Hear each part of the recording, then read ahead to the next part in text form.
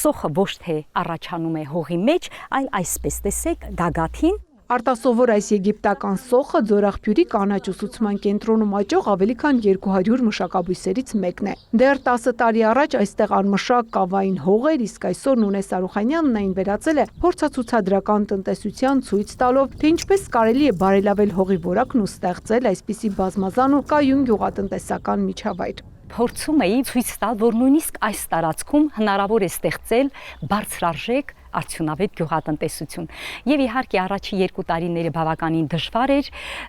որից հետո արդեն մարդիկ, ովքեր չէին հավատում, եւս համոզվեցին, որ հնարավոր է նույնիսկ այդ պայմաններում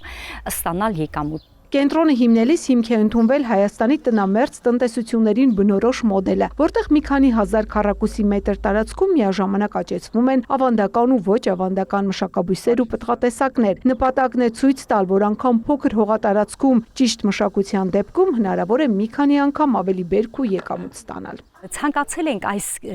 այգով ցույց տալ, որ տեսեք երբեք ազնվամորին ու այս տանձենին չեն խանգարում իրար։ Այսինքն, եթե ծառը ընտրում ենք մենք ինտենսիվ տեսակներ կամ ցածրաճ, այսինքն գաճաճ կամ ցածրաճ տեսակներ, ապա նրանց սաղարթը մեծ չէ եւ շատ հանգիստ կողքը կարող են աճել նաեւ հատապտուղները։ Այս դեպքում օրինակ ազնվամորին, որ արդեն տեսեք երկրորդ բերքն է սկսվել։ Կենտրոնը նաև օրինակելի ուսուցման հարթակ է, այստեղ հաճախ դասընթացներ են անցկացվում ֆերմերների եւ ուսանողների համար, գործնականում ներկայացնելով ժամանակակից գյուղատնտեսության հնարավորություններն ու ագրոբիզնեսի եկամտաբեր հեռանկարները։ Տասնյակ տարիներով մենք մեր սերունդներին ենք փոխանցել այդ գյուղատնտեսության տանջանքը, գյուղացու բազմաչարչար օրը եւ այսօր երիտասարդը չի ցանկանում վերցնել բահը կամ ակոսներ անել, որպեսզի ջրել։ Նրան գայթակղում է հատկապես այն փաստը, երբ որ ուղղակի հեռախոսով կարող է սեղմել եւ ամբողջ այգին ջրվել։ Ավանդաբար մարգերում աճեցվող լոլիկի փոխարեն այստեղ այն ստանում են արգղերում։ Այս փոքր բալալոլիկները կարելի է մշակել անգամ լեռնային գոտիներում, իսկ ցածրադիր վայրերում նույն սեզոնի ընթացքում մի քանի անգամ բերք ստանալ։ Մենք այս արգղով ցույց ենք տալիս ֆերմերներին, որ եթե նույնիսկ դու ապրում ես 2000 եւ ավելի մետր բարձրության վրա, դու կարող ես փոքր տարածքներում մշակել լոլիկ։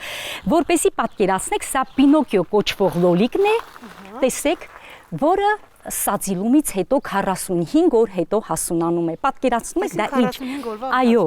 45 օրվա ընթացքում ինքը հասունանում է։ Հատկապես ագրոտուրիզմով զբաղվող ֆերմերների համար այս տեսակները հարմար են երկար ժամանակ թարմ բերք ունենալու համար։ Իսկ հատուկենտ դրված ռեհանը կենսաբանական պաշտպանության միջոց է, սուր հոտով վանում է վնասատուներին։ Այս մյուս կողմում պղպեղներն են, որոնք դեռևս գունավորում չեն ստացել, տեսեք, որոնք կարող են փոքր արգղերի մեջ աճել, կարմիր են, կանաչ, մանուշակագույն, դեղին, տարբեր գույնի պղպեղներ են։ 45 օրում ենք ստացել։ Չէ, սա մի քիչ ավելի երկար, բայց կապ չունի։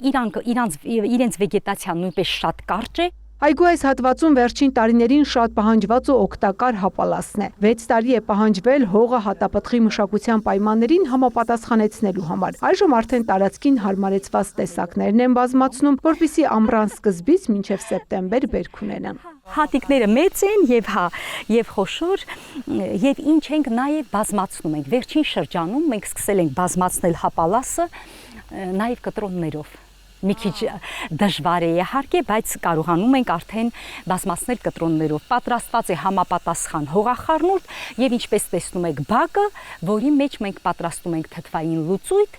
որը անհրաժեշտ է եւ իհարկե սննդանյութ, որը անհրաժեշտ է հապալասին։ Իսկ լայն ու խոշոր տերևներով այս բույսը խավրձիլն է։ Քաղցրաթթվաշ համով այս մշակաբույսը դեռ 4-ից 5-րդ դարերում հայ վաճառականների շրջանում մեծ պահանջարկ է ունեցել։ Արտահանել են արևելքի երկրներ, մեծ եկամուտ ստացել։ Այս բույսից պատրաստում են ջեմեր, պովիդլոններ, խմորեղեններ, տարբեր հետաքրքիր աղանդներ։ Ինքը արդեն կարմիր գրքային տեսակ է, քանի որ վերանում է Հայաստանում եւ մենք փորձում ենք այս կենտրոնով նաեւ մշակության մեջ դնել այն բույսերը, որոնք վտանգված են կամ նշված են կարմիր գրքում։ Արդեն ընտրել են վերացման վտանգի տակ գտնվող ավելի քան 20 նման մշակաբույսեր։ Ծաղկանուշ Միրզոյանն, Աշոտ Խաչատրյան, լուրեր։